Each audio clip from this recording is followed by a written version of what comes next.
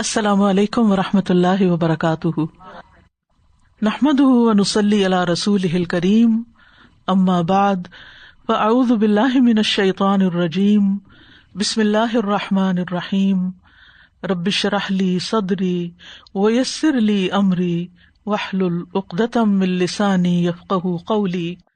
اہلا وسہلا ومرحبا۔ آپ سب کی بہت زیادہ شکر گزار ہوں کہ آج آپ یہاں پر تشریف لائے اور ہماری خوشی میں شریک ہوئے۔ تو انشاءاللہ ہم آغاز کرتے ہیں اللہ سبحانہ تعالیٰ کے نام سے، اور اس موقع کو بھی کچھ سیکھنے کا موقع بناتے ہیں تاکہ ہمارے لیے، آپ کے لیے ایک صدقہ جاریہ بنے۔ تو انشاءاللہ العزیز چند باتیں اسلام میں خوشی منانے کا جو تصور ہے اس کے بارے میں کروں گی۔ الحمدللہ، الحمدللہ، الحمدللہ، اللہم ربنا لک الحمد بما خلقتنا ورزقتنا وہدیتنا وعلمتنا وانقذتنا وفرجت عنا، لک الحمد بالایمان ولک الحمد بالاسلام ولک الحمد بالقرآن ولک الحمد بالاہل والمال والمعافات، کبت عدونا وبسطت رزقنا وأظهرت أمننا وجمعت فرقتنا وأحسنت معافاتنا، ومن كل ما سألناك ربنا أعطيتنا، فلك الحمد على ذلك حمدا كثيرا، لك الحمد بكل نعمة أنعمت بها علينا في قديم أو حديث أو سر أو علانية أو خاصة أو عامة او حی او میت او شاہد او غائب، لک الحمد حتی ترضى ولک الحمد اذا رضیت، وصلی اللہ علی سیدنا محمد وعلی آلہ واصحابہ اجمعین۔ سب تعریف اللہ کے لیے ہے۔ اے اللہ، اے ہمارے رب، تیرے ہی لیے سب تعریف ہے، اس وجہ سے کہ تو نے ہمیں پیدا کیا ہے، تو نے ہمیں رزق دیا ہے، تو نے ہمیں ہدایت دی ہے، تو نے ہمیں علم دیا ہے، تو نے ہمیں نجات دی ہے اور ہم سے پریشانیوں کو دور کیا ہے، ہمارا غم دور کیا ہے۔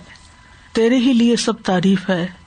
ایمان کی نعمت دینے پر تیرے ہی لیے تعریف ہے، اسلام کی نعمت دینے پر تیرے ہی لیے تعریف ہے، قرآن دینے پر، اہل و عیال، مال اور عافیت عطا کرنے پر تیری ہی تعریف ہے۔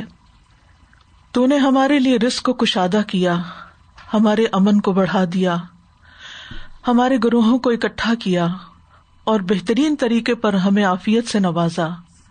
اور اے ہمارے رب، ہم نے تجھ سے جو بھی مانگا تو نے وہ سب کچھ ہمیں عطا کیا، بس اس پر تیرے ہی لیے سب تعریف ہے، بہت زیادہ تعریف۔ تیرے ہی لیے تعریف ہے، ساری تعریف ہر اس نعمت پر جو تو نے ہمیں عطا کی، خواہ وہ پرانی ہو یا نئی ہو، چھپی ہو یا ظاہری ہو، خاص ہو یا عام ہو، زندہ پر ہو یا مردہ پر ہو، موجودہ پر ہو یا ہمارے غائب پر ہو، تیرے ہی لیے سب تعریف ہے، یہاں تک کہ تو راضی ہو جائے، اور جب تو راضی ہو جائے تو اس پر بھی تیری ہی تعریف ہے۔ اور اے اللہ، ہمارے سید، ہمارے آقا محمد صلی اللہ علیہ وسلم اور آپ کی آل اور آپ کے تمام صحابہ پر رحمت نازل فرما۔ اللہم صلی علی محمد وعلی آل محمد کما صلیت علی ابراہیم وعلی آل ابراہیم انک حمید مجید۔ اللہم بارک علی محمد وعلی آل محمد کما بارکت علی ابراہیم وعلی آل ابراہیم انک حمید مجید۔ اللہ سبحانہ تعالیٰ کا بہت بہت احسان ہے کہ اس نے ہمیں زندگی میں بہت سے خوشیوں کے موقع عطا کیے۔ خوشی کے موقع پر خوش ہونا انسان کا حق ہے۔ اسلام ہمیں خوشی منانے سے روکتا نہیں۔ خوشی کے موقع پر خوشی منانا ہی اصل میں اللہ تعالیٰ کا شکر ادا کرنا ہے۔ خوشی انسان کا ایک فطری تقاضا ہے اور ایک فطرت کی ضرورت ہے، یہ ہم سب کی ضرورت ہے، اور ہمارا دین ہماری فطری ضرورتوں کی اہمیت کو محسوس کرتا ہے اور ہمیں کچھ حدود اور شرائط کے ساتھ ان ضرورتوں کو پوری کرنے کی ترغیب دیتا ہے۔ دین یہ نہیں چاہتا کہ ہم ایک مصنوعی قسم کا وقار اور غیر مطلوب قسم کی سنجیدگی اور ہر وقت مردہ دلی اور افسردگی سے اپنے اندر ایک ناشکری کی کیفیت پیدا کریں. خوشی کے موقع پر ہمیں خوش ہونا چاہیے. نبی صلی اللہ علیہ وسلم سے زیادہ مشکلات کس کی زندگی میں تھی، لیکن آپ سب سے زیادہ مسکرانے والے تھے. تو جائز موقع پر خوشی کا اظہار نہ کرنا اور خوشی منانے کو دینی وقار کے خلاف سمجھنا یہ دین کی سمجھ سے محرومی ہے. تو خوشی کے موقع پر انسان کو دو طرح کی خوشیاں ہوتی ہیں. ایک روحانی خوشیاں ہوتی ہیں جو ایمان، اسلام، قرآن، دین کی وجہ سے انسان کو نصیب ہوتی ہیں، اور کچھ خوشیاں ہماری دنیاوی زندگی سے متعلق ہوتی ہیں، جیسے شادی بیاہ کا موقع ہے، کسی بچے کی پیدائش کا موقع ہے، کسی عزیز کی صحت یا خیریت کی خبر ملنے کا موقع ہے، یا پھر مسلمانوں کی کسی فتح کا موقع ہے. اور اس موقع پر ہمیں خوش ہونا چاہیے. غمگین ہونا اسلام میں مطلوب نہیں، بلکہ غم مسلط کر دینا یہ شیطان کا ہتھیار ہوتا ہے. یعنی انسان کا چونکہ دشمن ہے تو وہ کیا چاہتا ہے کہ انسان غمگین رہے، دکھی رہے، پریشان رہے، اور جو نعمتیں اللہ نے اس کو دی ہیں ان سے فائدہ نہ اٹھائے. تو اللہ تعالیٰ نے ہمیں مشکل سے مشکل وقت میں بھی غم کرنے سے روکا ہے. قرآن مجید میں آتا ہے، جنگ احد کا موقع ہے، وَلَا تَهِنُوا وَلَا تَحْزَنُوا، 70 صحابہ شہید ہو چکے ہیں. اس موقع پر بھی فرمایا گیا وَلَا تَحْزَنُوا، غم نہ کرو. یعنی ٹھیک ہے عزیزوں اور پیاروں کی جدائی ہمیں غمگین کرتی ہے، لیکن ایسے موقع پر بھی وہ غم مومن کے دل میں ہوتا ہے، لیکن اس کے تعلقات، اس کے معاملات، اس کے رویے، اس کا آپس کا لین دین وہ بہت نارمل ہوتا ہے اور بہت فطری ہوتا ہے. اللہ سبحانہ وتعالی بھی خوش ہوتے ہیں بندوں سے جب بندے اس کی نعمتوں کا شکر ادا کرتے ہیں. جب بندہ اللہ تعالیٰ کی طرف رجوع کرتا ہے، اللہ تعالیٰ سے توبہ کرتا ہے، تو اس پر اللہ تعالیٰ خوش ہوتے ہیں. اللہ تعالیٰ اس بندے پر بھی خوش ہوتے ہیں جو اپنی خواہشات کو چھوڑ کر اللہ تعالیٰ کی عبادت کی طرف آتا ہے. اسی طرح نفس کا خوش ہونا، اندر سے خوش ہونا، یہ بھی اللہ تعالیٰ کی ایک نعمت ہے. حدیث میں آتا ہے، رسول اللہ صلی اللہ علیہ وسلم نے فرمایا، اللہ تعالیٰ سے ڈرنے والے کے لیے مالدار ہونے میں کوئی حرج نہیں. یعنی اگر اللہ بندے کو مال دیتا ہے تو یہ کوئی شرمندگی کی بات نہیں، گلٹ میں جانے کی بات نہیں، بلکہ یہ بھی اللہ تعالیٰ کی ایک نعمت ہوتی ہے، اس پر بھی خوش ہونا چاہیے. فرمایا البتہ اللہ عز و جل سے ڈرنے والے کے لیے مالداری سے زیادہ بہتر چیز صحت ہے. یعنی مال اپنی جگہ، لیکن صحت اس سے بھی قیمتی ہے. اور دل کا خوش ہونا بھی نعمت ہے، یعنی ہمارا دل خوش رہے، یہ بھی اللہ تعالیٰ کی ایک نعمت ہے. اسی طرح افضل ترین اعمال میں سے ایک عمل کیا ہے؟ کسی مومن کا دل خوش کر دینا. اللہ تعالیٰ آپ سب کو خوش رکھے. آپ نے یہاں آ کر اپنا وقت دے کر میرا دل خوش کر دیا ہے. اللہ تعالیٰ آپ کو خوشیوں سے نوازے. آپ سب کی زندگی میں بھی ہر طرح کی نعمتیں ہوں، اولاد کی خوشیاں ہوں، اور اللہ تعالیٰ آپ پر اپنی رحمت نازل فرمائے. نبی صلی اللہ علیہ وسلم لوگوں کو خوش کر دیا کرتے تھے اور مختلف طرح کی خوشخبریاں سنایا کرتے تھے جنت سے متعلق یا نیک کاموں سے متعلق. ایک موقع پر آپ نے فرمایا، خوش ہو جاؤ، خوش ہو جاؤ، کیا تم لوگ یہ گواہی نہیں دیتے کہ اللہ کے سوا کوئی معبود نہیں اور میں اللہ کا رسول ہوں؟ صحابہ نے کہا جی ہاں. آپ نے فرمایا پس بے شک یہ قرآن ایک رسی ہے، اس کا ایک کنارہ اللہ کے ہاتھ میں ہے اور دوسرا کنارہ تمہارے ہاتھ میں ہے، بس اس کو مضبوطی سے پکڑے رکھو، کیونکہ اس کے بعد نہ تم کبھی گمراہ ہو سکتے ہو نہ ہلاک ہو سکتے ہو. تو سب سے زیادہ بڑی خوشی انسان کی زندگی میں جو ہوتی ہے وہ قرآن کا ملنا اور قرآن کا تھام کر رکھنا ہے، کیونکہ اس کے بارے میں اللہ تعالیٰ فرماتے ہیں قل بفضل اللہ وبرحمتہ فبذلک فلیفرحوا. جس کو قرآن کی نعمت مل جائے اس پر اللہ کا فضل ہو گیا، اللہ تعالیٰ کی رحمت آ گئی. فبذلک فلیفرحوا، اس نعمت کے ملنے پر انسان کو خوش ہونا چاہیے. ھو خیر مما یجمعون، وہ اس سے بہتر ہے جو لوگ جمع کر رہے ہیں. دنیا میں جتنی بھی چیزیں جمع کر رہے ہیں ان سب سے بہتر نعمت قرآن کی نعمت کا ملنا ہے. خوشی جو ہے دو طرح کی ہوتی ہے. ایک وہ خوشی جس سے انسان کا سینہ کھل جاتا ہے اور یہ انسان کو جسمانی لذتیں جب ملتی ہیں اس پر انسان خوش ہوتا ہے.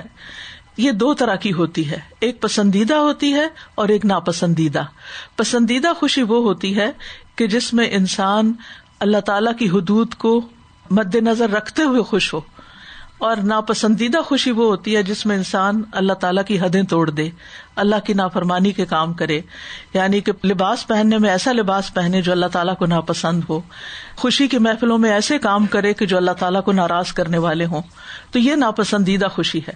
لیکن خوشی کے موقع پر خوش ہونا یہ بالکل فطری سی بات ہے، اور اگر انسان خوش ہوتا ہے تو یہ دراصل شکر گزاری کا موقع ہوتا ہے اور اس پر اللہ تعالیٰ راضی ہوتا ہے۔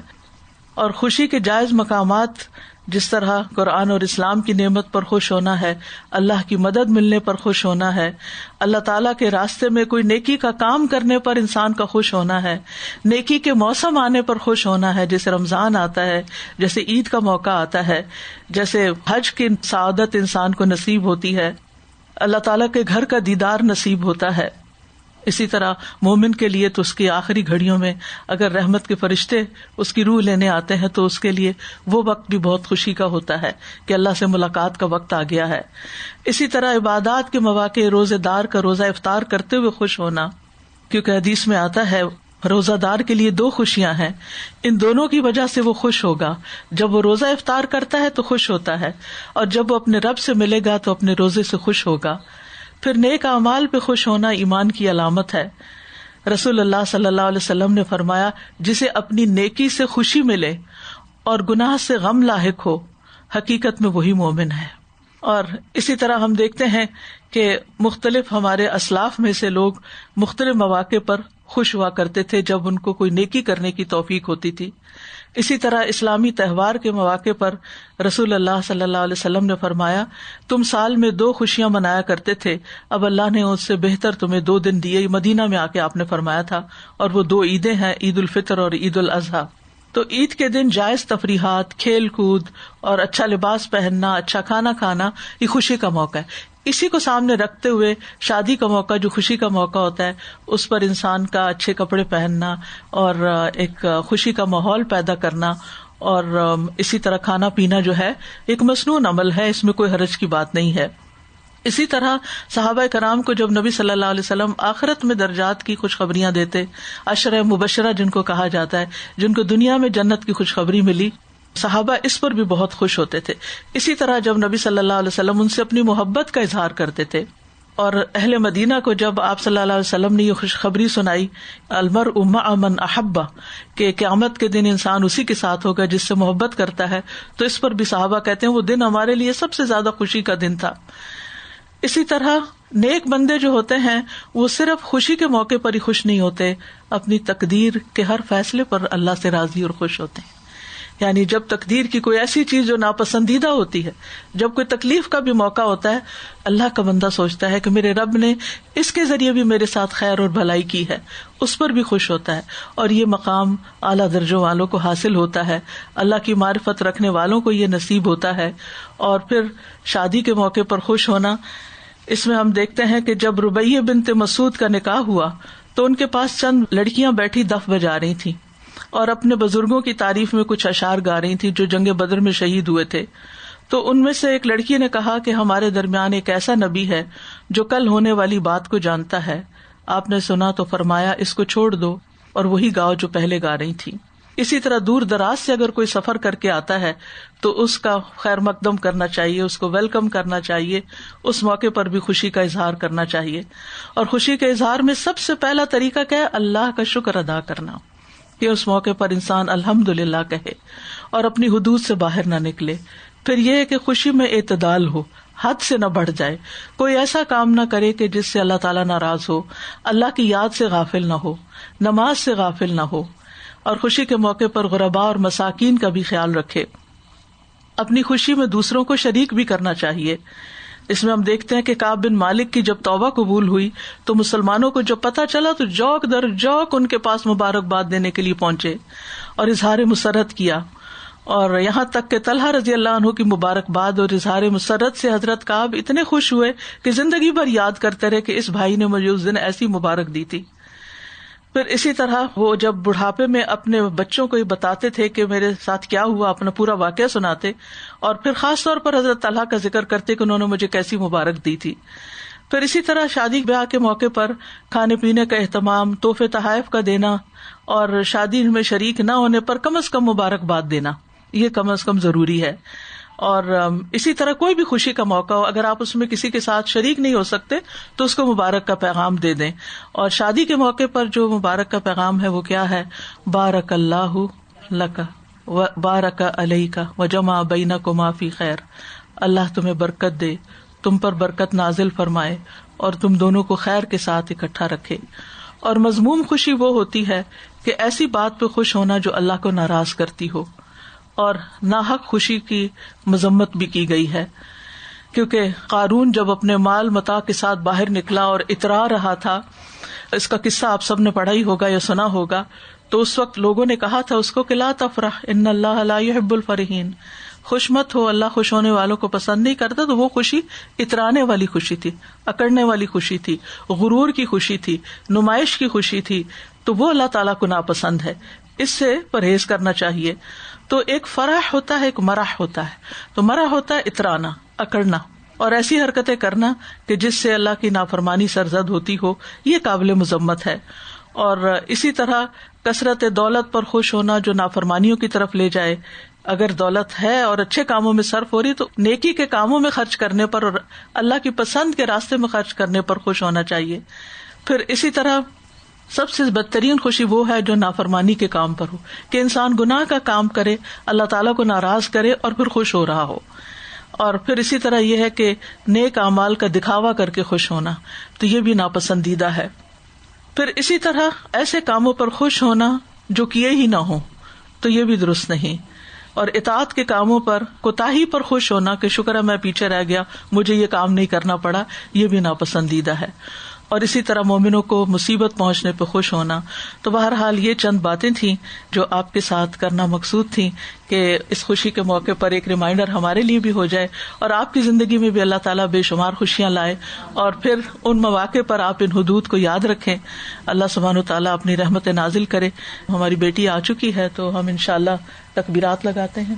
اللہ اکبر اللہ اکبر اللہ اکبر لا الہ الا اللہ اللہ اکبر اللہ اکبر وللہ الحمد اللہ اکبر اللہ اکبر اللہ اکبر لا الہ الا اللہ اللہ اکبر اللہ اکبر وللہ الحمد. اعوذ باللہ من الشیطان الرجیم. بسم اللہ الرحمن الرحیم. فسبحان اللہ حین تمسون وحین تصبحون وَلَهُ الْحَمْدُ فِي السَّمَاوَاتِ وَالْأَرْضِ وَعَشِيًّا وَحِينَ تُظْهِرُونَ. يُخْرِجُ الْحَيَّ مِنَ الْمَيِّتِ وَيُخْرِجُ الْمَيِّتَ مِنَ الْحَيِّ وَيُحْيِي الْأَرْضَ بَعْدَ مَوْتِهَا وَكَذَلِكَ تُخْرَجُونَ. وَمِنْ آيَاتِهِ أَنْ خَلَقَكُم مِّن تُرَابٍ ثُمَّ إِذَا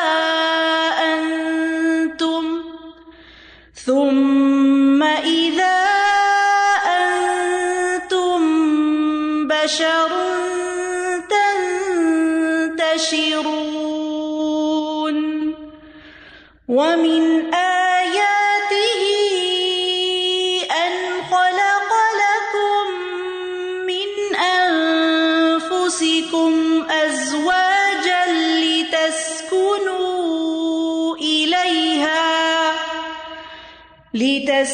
لتسكنوا إليها وجعل بينكم مودة ورحمة. إن في ذلك لآيات لقوم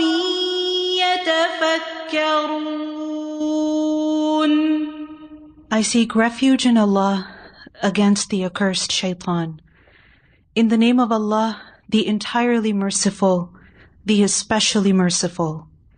And of His signs is that He created you from dust.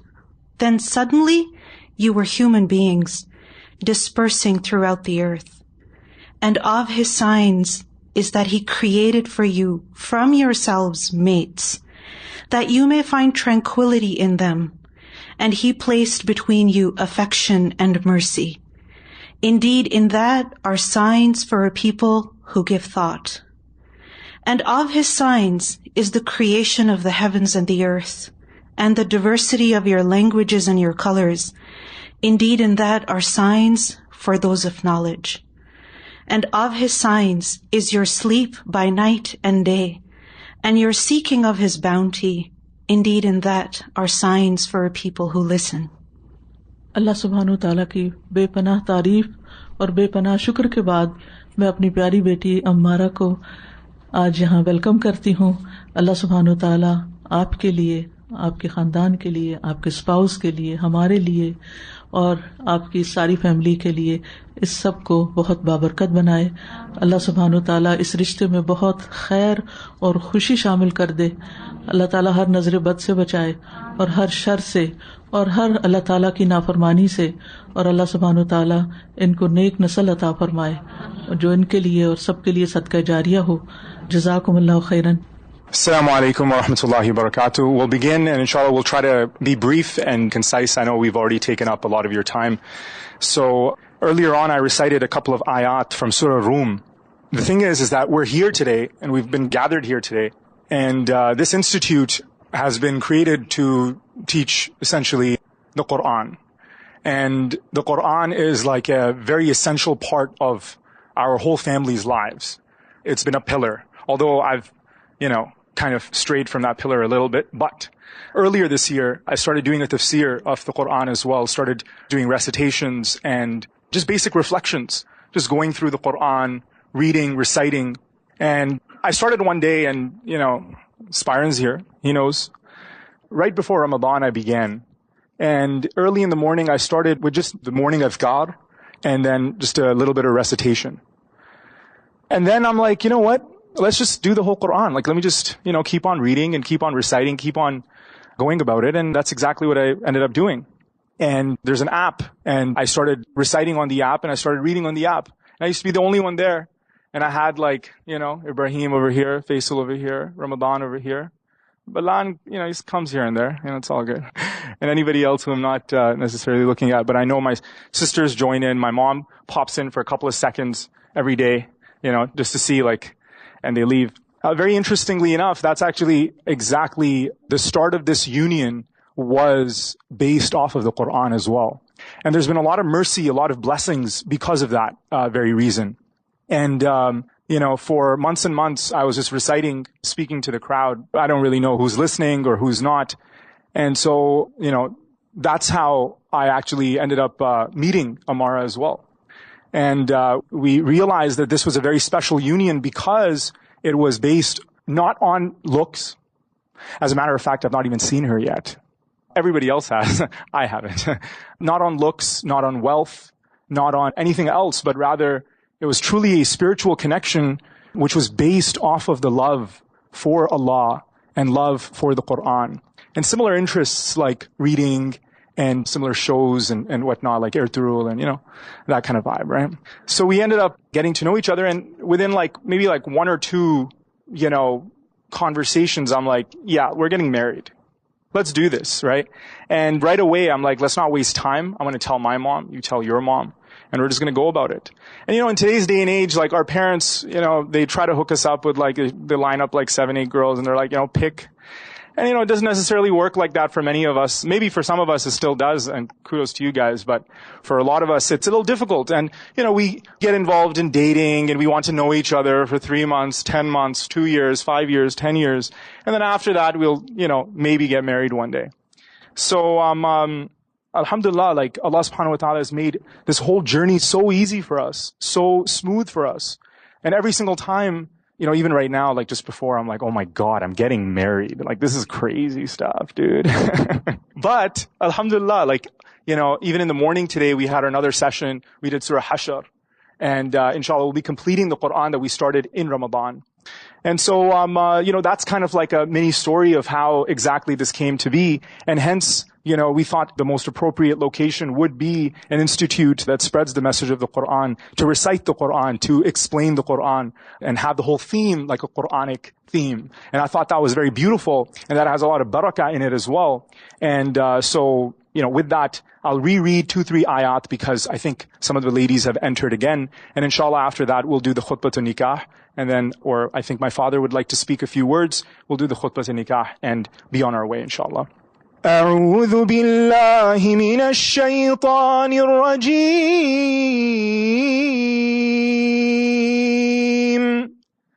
بسم الله الرحمن الرحيم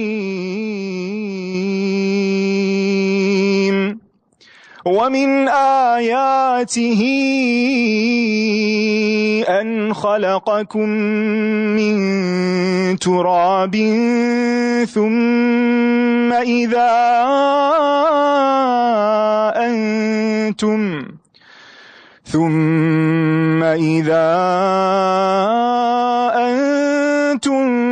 بشر تنتشرون ومن آياته أن خلق لكم من أنفسكم أزواجا لتسكنوا إليها وجعل بينكم مودة ورحمة إن في ذلك لآيات لقوم يتفكرون. And in this very verse, Allah subhanahu wa ta'ala explains the very idea of that He created for you a mate, someone to live your lives with, so that you may dwell in this earth, you may be in this earth, and then He caused affection. Because if you have resistance amongst one another, you hate one another, that's going to cause problems. But when a husband and wife get together, they're supposed to get together on the basis of love, on the basis of rahmah, on the basis of mercy, forgiveness, looking at the other person, forgiving their shortcomings, forgiving their, So that's why this ayah is repeated again and again and again and again in all the khutbahs. But the very string of these ayat, it's very beautiful in Surah Rum because it always begins with وَمِنْ آيَاتِهِ, from His signs, from His signs, from His signs. Again, even your married life, even when it comes to love, even when it comes to loving a woman, that's a sign for God. And I was developing this theory, and the idea essentially is that, when we want to know what it means to love God, because ultimately that's the aim, muhabba and ishq for Allah subhanahu wa ta'ala. We can't see God. We don't have this, like a face-to-face. But with our wives, we're able to love them. We're in this school that God is teaching us how to love, right? That when she's not there, you miss her, right? Whatever the situation is, fully you're learning from those experiences, and then that becomes a sign. And this idea is something that I've been developing for a long time. This idea of the school of marriage, the institute of marriage, being the learning ground to be able to know how to love, because many of us don't even know how to love. We've never loved in our lives. We don't know what love is. We think love is maybe lustful. Maybe it's to just be with a woman, right? Maybe it's just based off of, wealth. Maybe it's based off of favors. You do this for me and I'll do that for you, right? We end up growing, we grow, and we understand what love actually is. And that's why, this rahmah, this mawadda that Allah subhanahu wa ta'ala places between, it becomes a school of life for one to graduate to the higher levels of love. So for all you young people out here that aren't married now, now I can say that, almost. Inshallah, hopefully, your turn comes as well. I see a lot of smiles, a lot of red faces. So, and I pray for all of you, all my friends and everybody over here, that for those of you who aren't yet married, you make your pathway towards that, inshallah. So I guess we'll go ahead with the khutbah nikah. Bismillahir Rahmanir Rahim. Alhamdulillahi Rabbil Alameen. الرحمن الرحيم مالك يوم الدين إياك نعبد وإياك نستعين اهدنا الصراط المستقيم صراط الذين أنعمت عليهم غير المغضوب عليهم ولا الضالين آمين. إن الحمد لله نحمده ونستعينه ونستغفره ونعوذ بالله من شرور أنفسنا ومن سيئات أعمالنا من يهدي الله فلا مضل له ومن يضلل فلا هادي له وأشهد أن لا إله إلا الله وأشهد أن محمدا عبده ورسوله. يا أيها الناس اتقوا ربكم الذي خلقكم من نفس واحدة وخلق منها زوجها وبث منهما رجالا كثيرا ونساء واتقوا الله الذي تساءلون به والأرحام إن الله كان عليكم رقيبا. يا أيها الذين آمنوا اتقوا الله حق تقاته ولا تموتن إلا وأنتم مسلمون. يا أيها الذين آمنوا اتقوا الله وقولوا قولا سديدا يصلح لكم أعمالكم ويغفر لكم ذنوبكم ومن يطع الله ورسوله فقد فاز فوزا عظيما. بسم الله. الحمد لله رب العالمين والصلاة والسلام على رسوله محمد وعلى آلہ وصحابہ اجمعین. میں اپنی بیٹی امارہ جاوید کا نکاح طے شدہ حق المہر کے مطابق شام الہادی آپ سے کر دیتا ہوں. الحمد للہ رب العالمین والصلاة والسلام على رسولہ محمد وعلى آلہ واصحابہ اجمعین. اور میں اس نکاح کو قبول کرتا ہوں. And I accept this nikah. جزاک اللہ خیرا. الحمدللہ والصلاة والسلام علی رسول اللہ اما بعد فاعوذ باللہ من الشیطان الرجیم بسم اللہ الرحمن الرحیم. یہ خطبہ نکاح الحمدللہ آپ نے سنا. یہ بھی ایک کوئی ذمہ داری نہیں ہوتی کہ امام ہی آئیں وہ خطبہ پڑھائیں. یہ خود دلہا بھی پڑھ سکتا ہے اور جس کی ضرورت ہے وہ بھی پڑھ سکتا ہے، کیونکہ نبی علیہ الصلاۃ والتسلیم نے اس خطبے کو خطبۃ الحاجہ فرمایا ہے. خطبۃ الحاجہ کا مطلب یہ ہوتا ہے کہ انسان اپنی ضرورت کے لیے یہ خطبہ پڑھے اور اللہ سے دعا کرے، اس لیے اس کو خطبۃ الحاجہ کہتے ہیں. پھر یہ بھی ہے کہ نبی صلی اللہ علیہ وسلم کی حیات طیبہ میں بہت سے صحابہ کرام نے نکاح کیے ہیں، لیکن نکاحوں میں کوئی محسوس نہیں ہوتا کہ نبی علیہ الصلاۃ والتسلیم کو اس نکاح میں بلایا.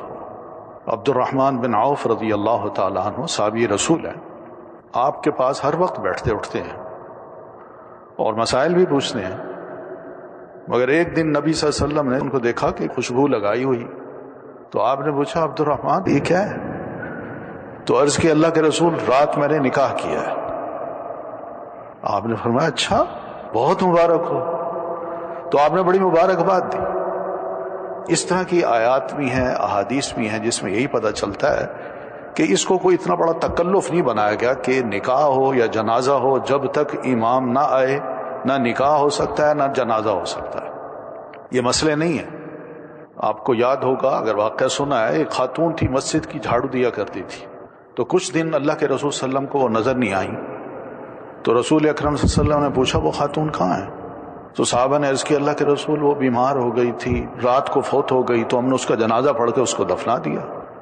تو آپ نے فرمایا مجھے کیوں نہیں بتایا، میں بھی کم از کم اس کے لیے دعا کر لیتا. تو اس موقع پہ نبی علیہ السلام نے اتنا ضرور فرمایا کیونکہ وہ خدمت کرتی تھی مسجد کی، تو مجھے اس کی قبر دکھاؤ. تو آپ قبر پہ تشریف لے گئے، اس کے لیے باقاعدہ مغفرت کی دعا کی، حق بنتا تھا. تو یہ کوئی ایشوز ایسے نہیں ہیں کہ جن کو ہم بڑا بنا لیں. بہرحال یہ خطبہ جو پڑھا گیا آپ کے سامنے، اس خطبے میں آخر میں 3 آیات پڑھی جاتی ہیں، اور تینوں آیات میں ایک مشترکہ بات ہے کہ اتقوا اللہ یا ایھا الذین آمنوا اتقوا اللہ حق تقاتہ ولا تموتن الا وانتم مسلمون. اہل ایمان اللہ سے اس طرح ڈرو جیسے کہ اس سے ڈرنے کا حق ہے، اور جب تمہیں موت آئے تو سوائے مسلم کے موت نہ آئے، اسی حالت میں تم نے فوت ہونا۔ پھر اسی طرح جو سورۃ النساء کی پہلی آیت ہے، یا ایھا الناس اتقوا ربکم الذی خلقکم، لوگوں اپنے رب سے ڈرو۔ تیسری آیت ہے، یا ایھا الذین آمنوا اتقوا اللہ وقولوا قولا سدیدا۔ یہ تقوی کی بات 3 آیتوں میں کی گئی ہے۔ یہ کیوں کی ہے؟ تقوی اصل میں ایک بچاؤ کی شکل ہے کہ میرے اور رب کے درمیان جو تعلق ہے، اس تعلق میں کوئی ایسی حرکت مجھ سے نہ ہو کہ جس سے میرا اللہ مجھ سے ناراض ہو جائے، اور اس کی کوئی نہ کوئی صورتیں جو ہے نا ہم نے اپنانی ہیں اپنی زندگی میں، اور ساری زندگی چلتا رہے گا یہ سلسلہ کہ کوئی ایسا کام نہ ہو کہ میرا رب مجھ سے ناراض ہو جائے۔ اور تقوی میں 2 باتیں آتی ہیں، ایک عمل ہوتا ہے انسان کا، اور ایک انسان کی زبان سے جو لفظ نکلتے ہیں وہ ہوتے ہیں۔ زبان سے جو لفظ نکلیں وہ بھی درست نکلیں، اور اس کے ساتھ ساتھ جو عمل ہیں وہ بھی درست۔ یہ بنیادی چیز ہے۔ لوگ کہتے ہیں جی شادی کر لی ہے سکون نہیں ملتا، تو اصل جو مسئلہ ہے وہ یہی ہے کہ ہم اپنے آپ کو بھی نوٹ کریں کہ ہماری زبان سے کیسے لفظ نکلتے ہیں۔ اللہ تعالیٰ نے سب مسلمانوں کو یہ بات فرمائی ہے کہ اللہ کا خوف دل میں ہونا چاہیے کہ انسان کسی بھی انسان کے ساتھ، چاہے وہ بیوی ہو، بچے ہوں، رشتہ دار ہوں، بزرگ ہوں، چھوٹے ہوں، ان سے گفتگو جب کرے تو سوچ سمجھ کے منہ سے لفظ نکالے۔ اس لیے کہ آپ صلی اللہ علیہ وسلم نے یہ بھی فرمایا کہ مجھے 2 چیزوں کی گارنٹی دے دو، میں تمہیں جنت کی گارنٹی دیتا ہوں۔ ایک گارنٹی یہ ہے کہ زبان کی گارنٹی دو کہ اس سے کوئی لفظ ایسا نہ نکلے گا، اور دوسری بات شرمگاہ کی گارنٹی دو کہ اس کا غلط استعمال نہیں ہوگا۔ اب ہماری زبان سے جو الفاظ نکلتے ہیں، بعض اوقات ایسے الفاظ بھی نکالتے ہیں کہ اللہ کے رسول صلی اللہ علیہ وسلم فرماتے ہیں کہ اپنی اس زبان کے 1-2 لفظوں سے ہی اللہ تعالیٰ اس انسان کو ایسا پکڑتا ہے، سارے عمل ایک طرف اس کو پکڑ کے اوندھے منہ دوزخ میں ڈالتا ہے۔ یہ تک آپ صلی اللہ علیہ وسلم فرماتے ہیں، اتنا سیریس معاملہ ہے۔ تو مثل کلمۃ طیبۃ، پاکیزہ کلمہ جو زبان سے نکلتا ہے اس کی ایک بڑی اچھی بنیاد بنتی ہے۔ دل میں جا کے یہ لفظ اترتے ہیں کسی کے بھی، تو چاہے وہ بیوی ہو، بچے ہوں، یا بیوی کے جو الفاظ ہیں وہ خاوند کے لیے نکلتے ہیں، یا خاوند کے الفاظ اپنی بیوی کے لیے نکلتے ہیں، تو یہ ہے وہ جڑ بناتے ہیں محبت کی، مودت کی۔ یہ الفاظ بڑے کاؤنٹ ہوتے ہیں۔ یہ نہیں ہے کہ میں نے کہہ دیا کوئی بات نہیں میں سنا دوں گا، نہ، ایسی بات نہیں۔ ادھر قرآن مجید نے ہم سب کو یہ اس بات سمجھائی ہے، اور پیارے نبی علیہ الصلوۃ والتسلیم ادھر خواتین سے بھی فرمایا دھیان کرو کہ اپنے زبان سے کوئی ایسے لفظ نہ نکالو کہ خدا نہ خواستہ میاں کی جتنی بھی محنت ہے وہ اکارت جائے اور تم کہو تم نے میرے لیے تو کچھ کیا ہی نہیں۔ قرآن مجید نے ہم سب کو الرٹ کیا، مردوں کو بھی اور خواتین کو بھی، اور نبی صلی اللہ علیہ وسلم نے خاص طور پر عورتوں کو یہ بات ارشاد فرمائی۔ تو یہ 2 چیزیں ہیں، وَجَعَلَ بَيْنَكُمْ مَوَدَّةً وَرَحْمَةً، کہ انسان اپنے عمل سے، اپنے قول سے کچھ اچھی باتیں کر لے جو دل کے اندر اتریں دوسرے کے لیے، اور وہ باتیں جب اثر کرتی ہیں تو ایک محبت خود بخود پیدا ہو جاتی ہے۔ ہم سب جانتے ہیں کہ زبان جو ہے یہ جب لفظ نکالتی ہے تو اس سے ہی تعلقات یا تو قائم ہوتے ہیں یا پہلے ہی ملاقات میں تعلقات ختم ہو جاتے ہیں۔ دوستی کرنا بڑا مشکل کام ہے، اور پھر قرآن مجید کی تعلیم ہمیں یہ بھی ہے کہ بندے کا اگر ایمان صحیح ہے تو اس ایمان کو اگر اس نے جج کرنا ہے تو اپنے دل کی حالت کو دیکھ لے کہ کیا میرا دل ادھر ادھر ٹیڑھا میڑھا تو نہیں ہے۔ اس کا دل اگر درست ہے تو ایمان بھی درست ہے، اور پھر اگر دل درست ہے اس سے اچھی بات نکلتی ہے، اس کے اندر اچھی سوچیں آتی ہیں، اچھے خیالات آتے ہیں، تو اس کا لازماً نتیجہ یہ ہوگا کہ زبان سے بھی اچھے لفظ نکلیں گے۔ تو اس لیے بندہ کبھی بھی سیدھا نہیں ہو سکتا جب تک کہ اس کا ایمان درست نہ ہو، اور اگر ایمان درست ہے تو پھر اپنے دل کو چیک کرے، اور اگر دل درست ہے تو پھر اپنی زبان کو چیک کرے۔ یہ وہ چیز ہے جو کہ آپس میں محبت بھی پیدا کر دیتی ہے، اور تعلقات بھی بڑے اچھے پیدا ہوتے ہیں، اور انسان ایک خاندان کو یا اپنے جو دوست احباب ہیں ان کو بھی محسوس کراتا ہے کہ باقی میرا جو دل ہے، زبان ہے، اس کے کلمات ہیں، وہ ہر اعتبار سے آپ کی قدر کرنے والے ہیں۔ یہ اصل محبت ہے۔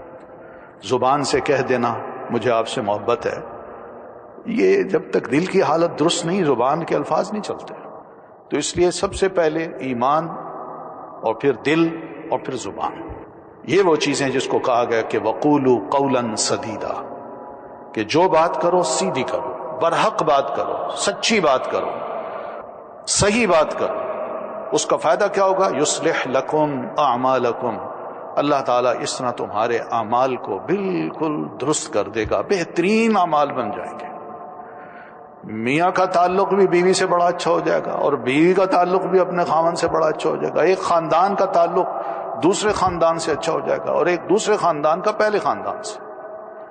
یہ تعلقات جو ہے نا، اس کے لیے یہی بات کہی گئی ہے، اتقوا اللہ وقولوا قولا سدیدا یصلح لکم اعمالکم ویغفر لکم ذنوبکم. اللہ تمہارے سارے عمل درست کر دے گا. اور یہ حقیقت ہے، خاندان میں یا ایک فیملی میں جب کبھی خرابی آتی ہے تو اس کی بنیاد یہ زبان بنتی ہے.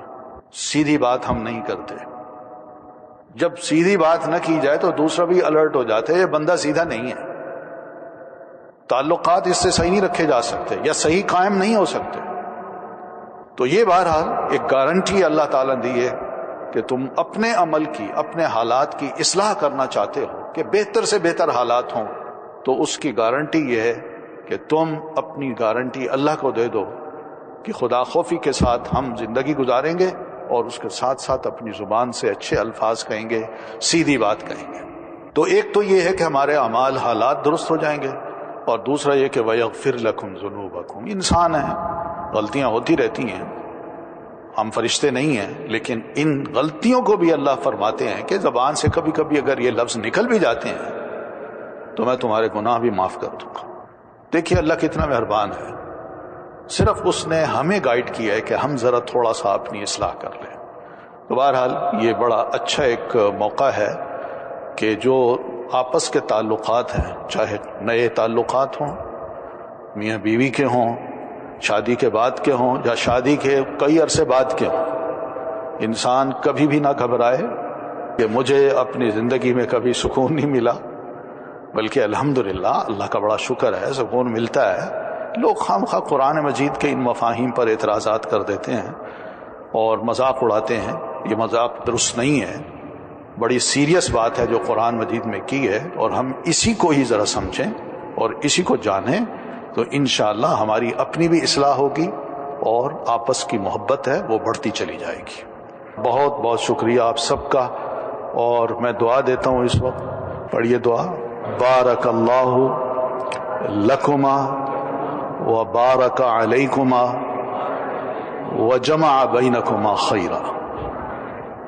جزاکم اللہ خیرا. السلام علیکم ورحمۃ اللہ وبرکاتہ. لا الہ الا اللہ محمد رسول اللہ. لا الہ الا اللہ محمد رسول اللہ. لا الہ الا اللہ محمد رسول اللہ. لا الہ الا اللہ محمد رسول اللہ. لا الہ الا اللہ محمد رسول اللہ. انت الرحمن یا اللہ، انت الرحیم یا اللہ، انت السلام یا اللہ، انت العزیز یا اللہ، انت القدوس یا اللہ، انت الجبار یا اللہ، انت الغفور یا اللہ، انت الغفار یا اللہ، انت العلیم یا اللہ، انت القہار یا اللہ، انت المعطی یا اللہ، انت الوهاب یا اللہ، انت الشاکر یا اللہ، انت الحمید یا اللہ، انت الواحد یا اللہ، انت الجمیل یا اللہ. لا الہ الا اللہ محمد رسول اللہ. لا الہ الا اللہ محمد رسول اللہ. لا الہ الا اللہ محمد رسول اللہ. لا الہ الا اللہ محمد رسول اللہ. انت الرزاق یا اللہ، انت السمیع یا اللہ، انت الفتاح یا اللہ، انت البصیر یا اللہ، انت المنان یا اللہ، انت اللطیف یا اللہ، انت الجواد یا اللہ، انت الخبیر یا اللہ، انت الحلیم یا اللہ، انت الشکور یا اللہ، انت العظیم یا اللہ، انت الودود یا اللہ، انت الرقیب یا اللہ، انت القریب القريب يا الله، أنت الكريم يا الله، أنت الكبير يا الله. لا إله إلا الله محمد رسول الله، لا إله إلا الله محمد رسول الله، لا إله إلا الله محمد رسول الله، لا إله إلا الله محمد رسول الله.